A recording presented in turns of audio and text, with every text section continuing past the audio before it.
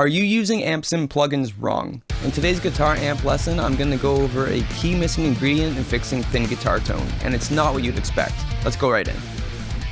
So I've been mixing a few metalcore, deathcore, and djent projects lately, and I've been noticing a few aspects now more than ever to do with guitar amps. And there's one key aspect that pushes the tubes more than anything else, and that's getting the right volume. A lot of the high-end fizzle and sizzle kind of disappears because we're pushing the other ranges, and you'll actually notice that you don't have to put as much gain when you're pushing the tubes a bit more. So I'm just going to play the guitar riff through, and it sounds like this.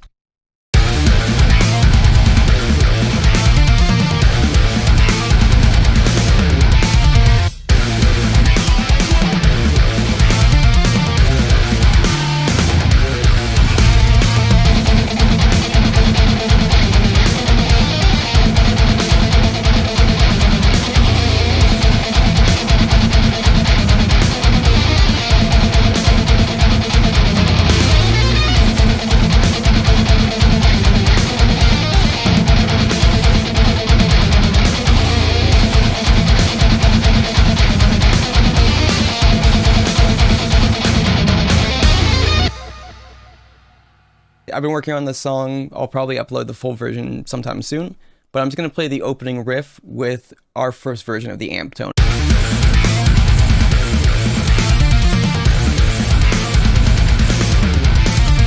And then I'll play this next one, and I want to see if you can notice a difference.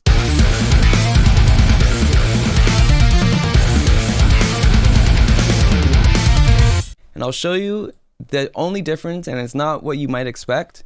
The only difference is that my amp volume is quite low on the first one. The second one, it's way louder, but I'm adjusting the volume in my actual mic selection in the cabs. I'm hearing that the first version, although it sounds nice, there's a lot of clarity of the actual notes missing. So let me show you a little demonstration. I'm just going to duplicate this track. We'll solo it just to see what it's doing on its own. Now I'm going to raise this lead volume on the amp until it gets to a nice point. It will get to a level where it starts to get too loud and it may start clipping, at which point I'll have to go into my cab selection and lower the volume. But this demonstration is to show you the point where the tubes start hitting nicely and they sound really good. So I'm not going to change any of this, I'm just going to change the volume.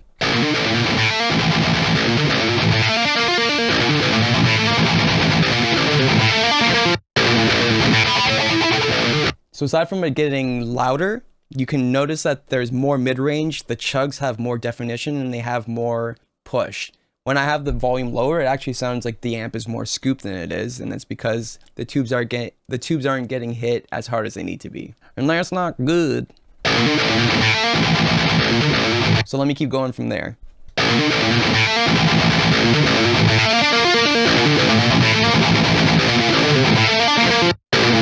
I'm liking it there at 6 so far. It's getting really good. You just keep getting more note definition and more chug definition.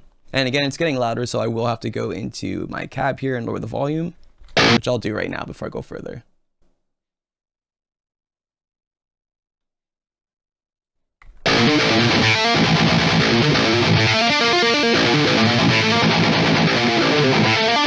You can notice once I hit 7 and go beyond that point, we're starting to get more mid-range and less of the high end. And I think it's getting to the point where we're going a little too far, but I'm going to keep going just to show you. So again, at 6, I really liked it. We'll go back to 6.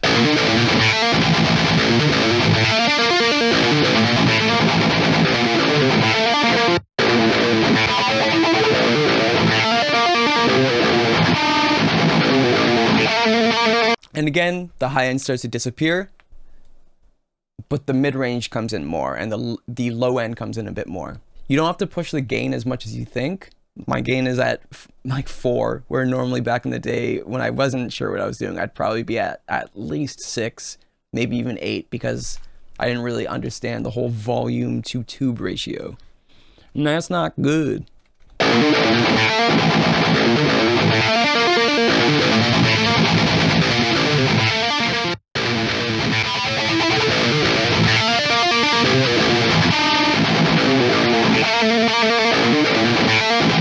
So between 6 and 7, I'm really liking. I'm not noticing too much of a difference.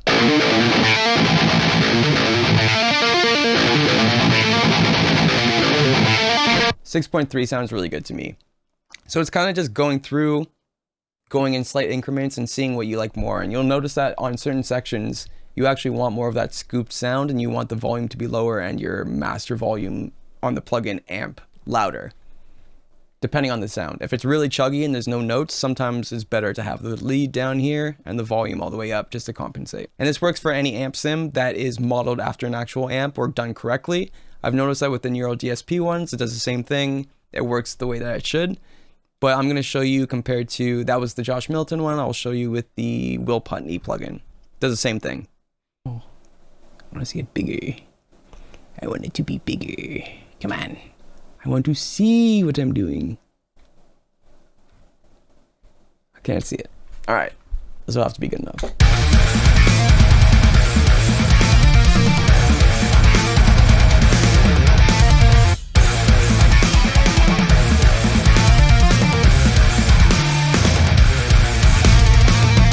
The other interesting thing with this is that my actual, so you can see my gain is actually 6.7 on the thinner sounding one.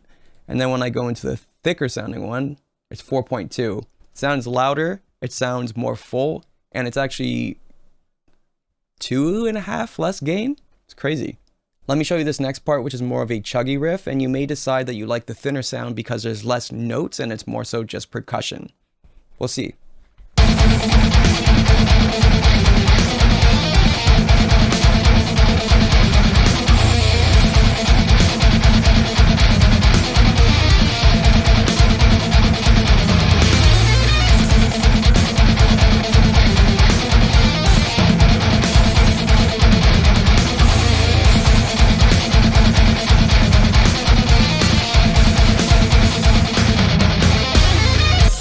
So I like both of them. I like them for different reasons. The one with less volume is a bit higher endy sounding, and the one with more volume adjusted is a bit thicker and less high end, but more mid-range. And that allows, in those few sections where there's notes on this part,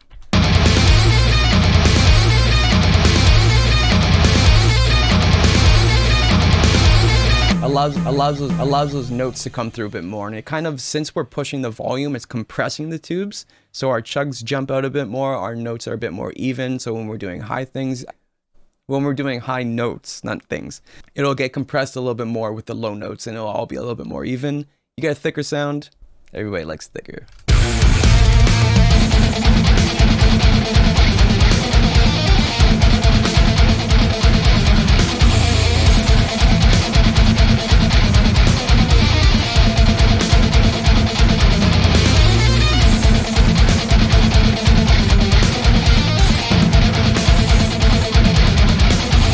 This part is interesting because I noticed that with the Josh Middleton, I'm actually liking the lower volume one adjusted for the chuggy part, whereas with the Will Putney one, I personally preferred the one where the volume was louder and adjusted.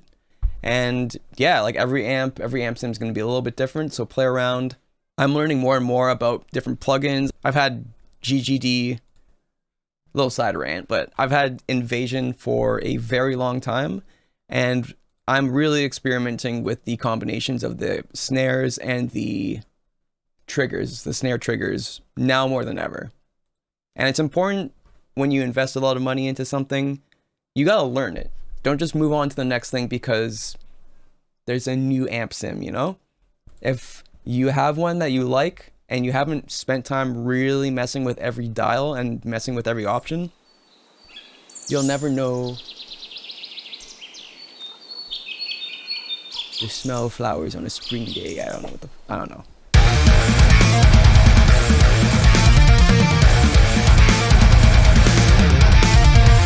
And for you, you might decide that you like the thinner sounding one. I guarantee that when you put vocals in, you're not gonna like it anymore. And again, like I said, I've tried with the Neural DSP amp plugins and it does the same thing. You raise the volume up, it gets a little bit stronger, a little bit better. Same thing with bass amps. Same thing with any amp sim. I haven't tried any of the free cheap amp sims, so I'm not exactly sure how those work.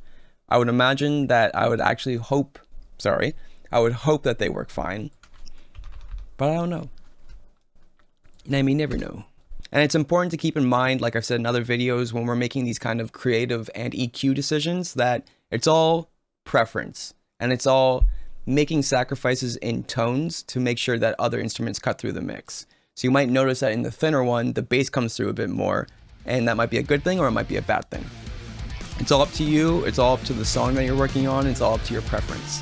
If you found any of this useful, please make sure to like, comment, and subscribe. It really helps me grow this channel, and I want to make more of these videos. If I see more of a reason to make these videos, I'll make more, and I'll be able to make more. So I appreciate you all coming. I'll see you next time. And if you want me to do a whole episode where I try to sound like Dr. Phil, I probably won't do it. I might. I'm gonna stop recording now. Thanks.